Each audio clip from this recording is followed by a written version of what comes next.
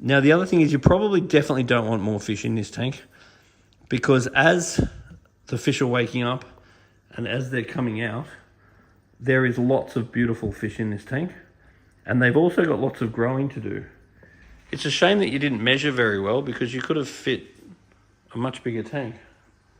Look at that. You could look at all that room, spare room. You could have got like a much bigger tank. You're not very good at measuring, are you?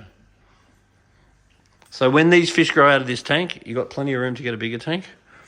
But the other thing you got to be aware of is that as the fish get bigger, they become less economical with their waste.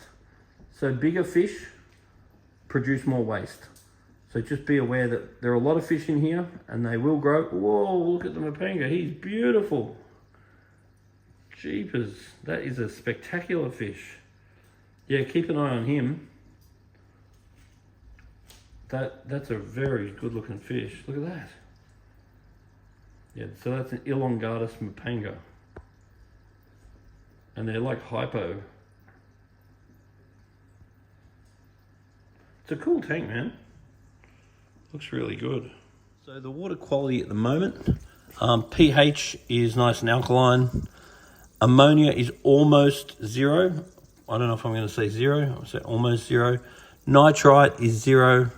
And the nitrate is very low, but definitely not 0. So the nitrate could come down a little bit. I'm definitely not worried about it. Now the phosphate is on the high side. Now I'm not too worried about the phosphate, but some increased water changes, increased gravel cleans, and increased filter cleans is what will help to get the nitrate down. So a bit more water changes. And at the same time, I'm not going to stress about it, because the main problem with phosphate is the phosphate's just going to cause a little bit of extra algae. It's a very smaller problem for the fish.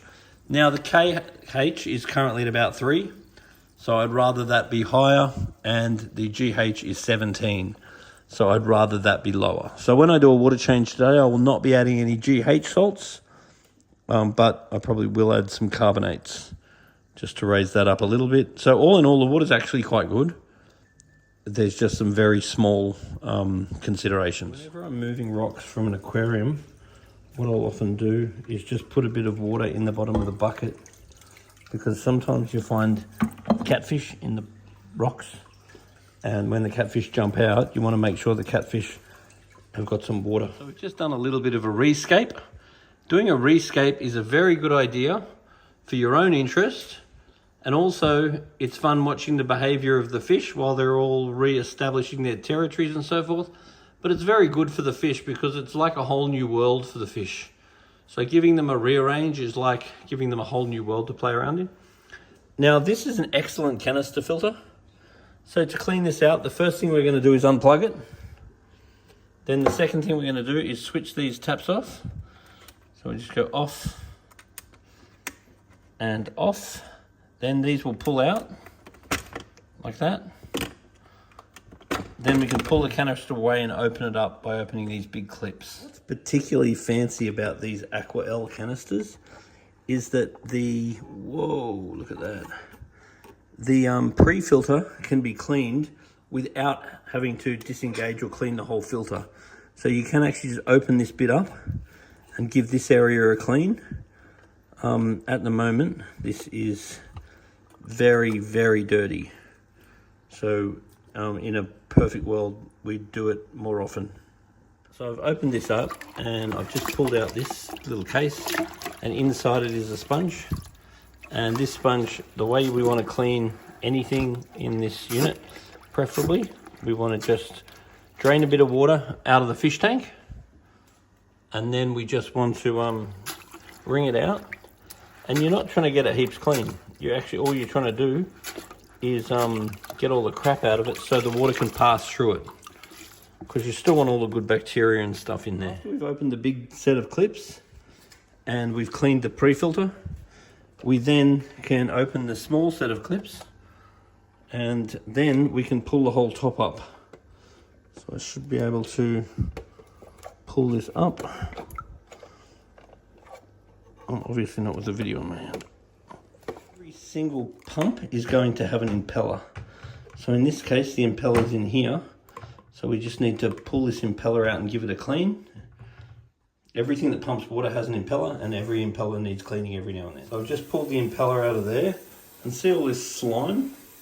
That's what makes the pump stop working so well, because the magnet has trouble magneting through all that slime. So you basically want to give the magnet a clean, but you also want to give inside here, that little hole, a bit of a clean as well. Now the sponge has been cleaned in water from the fish tank. The filter wool is just going to be thrown out, and then we've got some activated carbon, which will tip out. We'll keep the bag, but the carbon, after a couple of months, I really don't want to reuse the carbon. Got a bit of high quality filter wool going in there at the moment, but next change I would recommend replacing the activated carbon, and I would definitely add some polyfilter, predominantly due to how many fish are in this tank. These are not things that need to be run all the time, but they definitely improve the situation. So if I've got an option, I'll definitely run polyfilter and activated carbon. Now that I'm putting the canister back in, I put the small clips, put the big clips, put the pre-filter back on. Then I open the in tap, then I open the out tap. And then this is actually a primer, so I did pump on this a couple of times, and then that got it primed. And what priming means is it's filling up with water. So when you hear it filling up, and then eventually we'll see a tiny bit of water come out of here, or it'll at least go up that line. And once that's full of water, we can then turn it on. We don't want to turn that on until it's full of water. So that's clean now, and I'm still happy to take a little bit more water out, because I don't want to take out much more than a quarter, especially seeing it's fairly cool in Sydney now. So we don't want to go doing bigger water changes. If you need to do a bigger water change, you need to either preheat the water or just do it in summer. Now I'm just doing a gravel clean. So I'm going through and trying to make sure that I get as much crap out of the gravel as possible, particularly because we gave the tank a bit of a mini rearrange. And when you're doing this, always make sure that you're also watching your bucket, because it's really easy to overflow it. It's never as fun as you think. So that should be enough. Typically when I do a service, some services I focus on the gravel and some services I focus on the filter. Particularly if I'm doing a rearrange in the tank, then normally I won't do the filter that week. I'll just worry about doing the gravel, because I don't want to remove too much water. It's much better to change a little bit regularly than go changing too much at once. Otherwise you can shock the fish, and then you can lose them. They can end up getting sick and getting diseases and all sorts of stuff. So with these fish, I would also like to see some Denichi color, because I think we could get the color a little bit better. So the food quality is really, really good, but I do want a bit more food. And the next food that I'd want to buy for this tank would be Denichi color. And I would also like some Spectrum wafer. It's good to rotate your decorations. And when you do rotate them, if there's one that you're not using, what I'd recommend doing is throwing it in the sun for a day. Let the sun dry up any algae that's on it, then turn it over, leave it in the sun for a day. Then you can retire it for a little while, because after a while it's good to have a rotation of things that you use in the aquarium to basically keep you and the fish entertained. We're topping up the water because it's evaporated. We need to use Waterager to take the chlorine and so forth out of the water. And if you're treating the water, not the bucket, you need to treat the volume of the water. So in this case, I'd let it fill up about 5 centimeters. I'd treat it, let it fill up 5 centimeters and treat it. And today we're not going to add any GH, because the GH of this water was a little bit on the high side, but we are going to add a little bit of KH, because the KH was a little bit low. So we're going to add a little bit of KH. And in a perfect world, I'd want that rechecked.